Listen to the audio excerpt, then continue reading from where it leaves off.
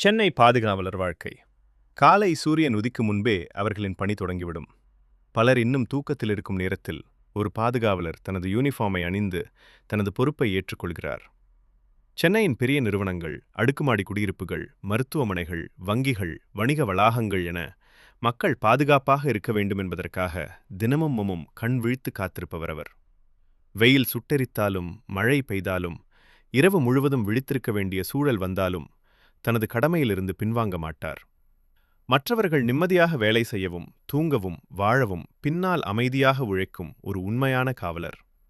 ஒவ்வொரு நாளும் நூற்றுக்கணக்கான மக்களை வரவேற்பது, வருகையாளர்களை பதிவு செய்வது, சந்தேகமான நிகழ்வுகளை கண்காணிப்பது, அவசர நேரங்களில் உடனடியாக செயல்படுவது, இவை அனைத்தும் அவர்களின் அன்றாட வாழ்க்கையின் ஒரு பகுதிதான்.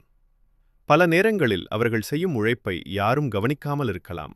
ஆனால் ஒரு பாதுகாவலர் இல்லாத இடத்தின் அருமை அவர் இல்லாத போதுதான் பலருக்கும் புரியும்.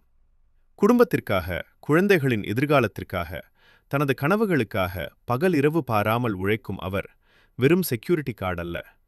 அவர் ஒரு குடும்பத்தின் நம்பிக்கை, ஒரு நிறுவனத்தின் பாதுகாப்பு, ஒரு சமூகத்தின் அமைதிக்கான அடித்தளம். சென்னை நகரம் எப்போதும் பரபரப்பாக இயங்கிக் கொண்டே இருக்கிறது.